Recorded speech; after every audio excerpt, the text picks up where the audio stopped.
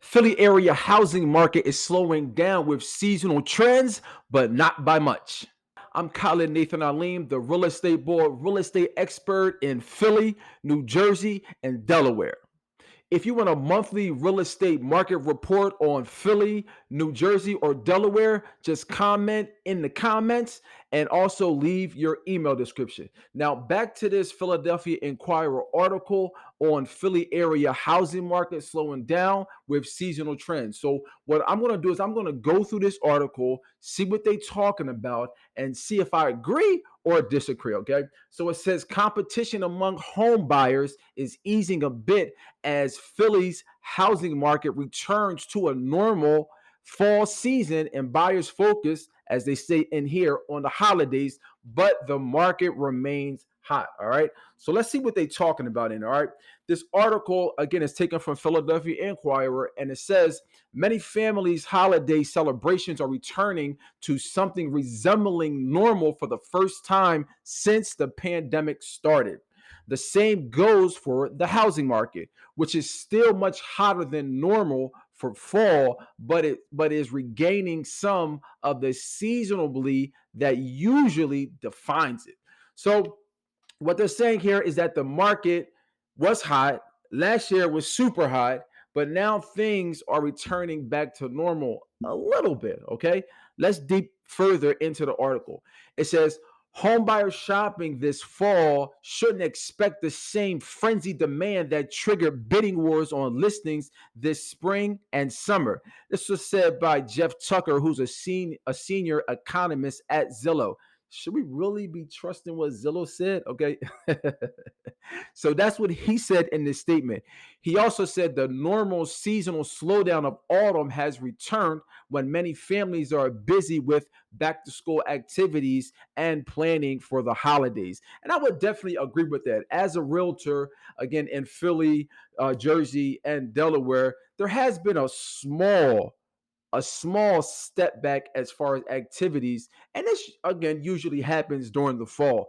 People go back to school and people are kind of focusing on indoor activities a lot versus outdoor activities. Okay. So let's get back to the article. Okay. So it says in the Philadelphia metro area, listing prices are down.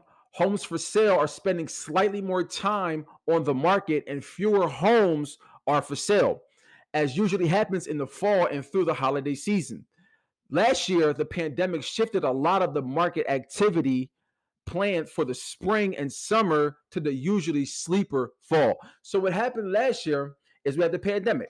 During the spring and fall, we had the pandemic, especially in Philadelphia. We couldn't do anything. Okay. The whole country, as far as real estate, was open.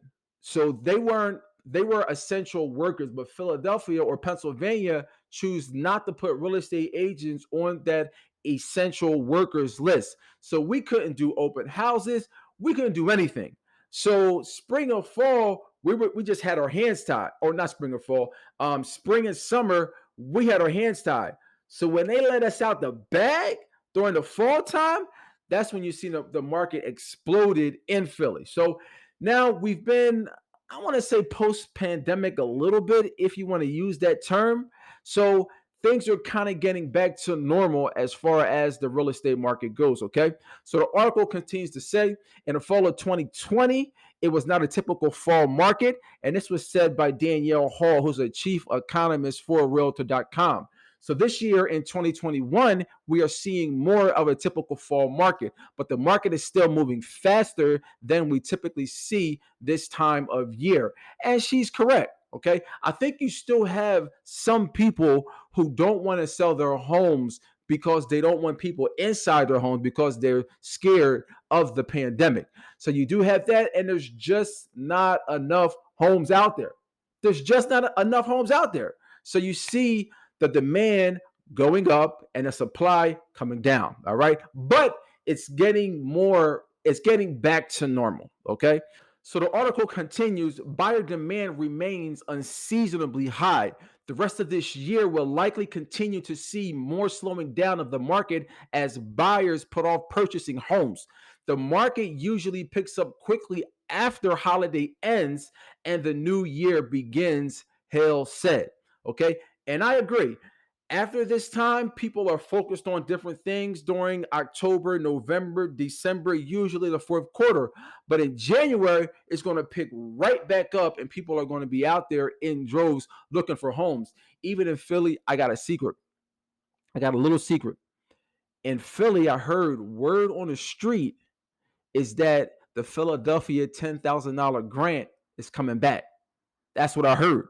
So if you're a buyer, I'm talking to tons of buyers who are out there and they've already done the pre-qualification or the home buying program. This is the word I was looking for. They've already done the home buying program. So now they're just waiting. So as soon as the first comes, if Philadelphia releases that $10,000 grant for buyers, trust me, the Philadelphia market is going to go through the roof like it was during the spring and summertime of last year. All right, so let's get back into the article. The article says the median listing price in Philadelphia metro region, which includes Camden and Wilmington areas and parts of Maryland, was $320,000 in October, down about 8% compared with the same time last year. And this was according to Realtor.com. Okay, so we take Philadelphia and we take Camden and we take Wilmington and we take parts of Maryland. I'm not is that the Philadelphia metro region? No. Okay. Parts of Maryland, you're not going to consider the Philadelphia metro region. I think Camden and Wilmington is a stretch. Okay. But I'll take that. But to say parts of Maryland, that's a bit much. And also, I wouldn't include Camden in this because, as we know, Jersey has the highest property taxes in the nation. So include them. Okay.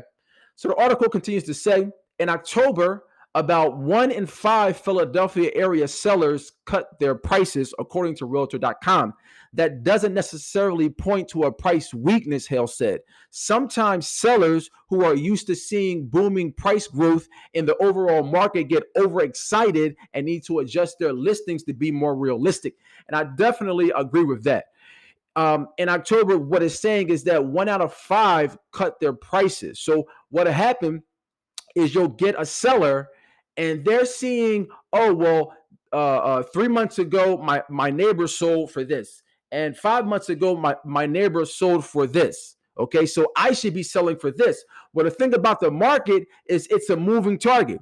It's always moving. So yeah, your neighbor could have sold 5 months for X amount. That doesn't necessarily mean that you're going to get that, because like we just seen, with a super hot month in June, a super hot month in July, but just a few months later, we're not seeing that same flame. Okay, it's still hot, but we're not seeing that same flame. So that's why when you put your house on the market, you can change it. You can change the price. So it's not that the price is stuck. Now, there are different pricing strategies as far as whether the price is high or whether the price is low. And I'm not going to go into that on this video.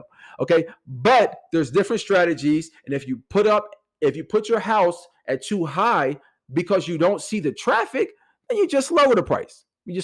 Okay. So the article says active listings in the metro area were down almost 2% in October from last year and down about 3% from September. The housing supply in the region has been relatively stable and is stronger here than nationally, Hale said. All right. The median number of days between listings and closed sales in October was 49, which was 49, was up 1 day from the same time last year and up 2 days from September, according to Realtor.com. Okay, so the number of days a home stays on the market from last year and right now is 1 day. It's 1 day. It's not a lot. Okay, all this what they're talking about is really semantics as far as being up 2%, down 3%. Just 1 more day on the market from last year, semantics. So we're kind of in the same market, but it's slowing down a little. Not a lot, just a little. All right. The article continues to say, according to the Northeast region of the country, existing home sales, including single-family homes, townhomes, condos and co-ops fell 2.6% in October and 13.8% compared to October 2020, according to the National Association of Realtors. Okay. The Northeast was the only region with a drop in sales from September to October this year.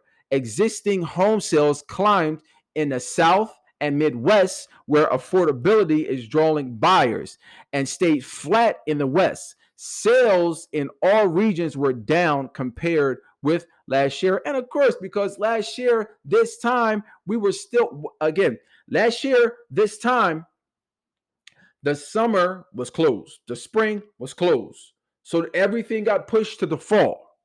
So that's why you've seen the frenzy. The article continues to also say that nationwide existing home sales rose 0.8% from September to October, but sales last month were down 5.8% from a year ago. All right. So, yeah, sales are down. Sales are down from last year to this year, 5.8%, which is it's not a huge drop off. It's not a huge drop off at all. All right. It says, however, the national median sales price of existing homes, $353,900, increased by about 13% in October compared with the same time last year. And again, in real estate, you have national and you have local. Okay. The national news you kind of want to take with a grain of salt because it's the national news. It's taking Florida, it's taking Alabama, it's taking California. So it's looking at it from a very high level. When you're talking about real estate, if you have the option, you really want to look at what's happening locally, what's happening, because that's going to affect you more. But it's just saying here that nationally, the price went up in homes 13%. Really doesn't do anything for us here in Philadelphia. All right.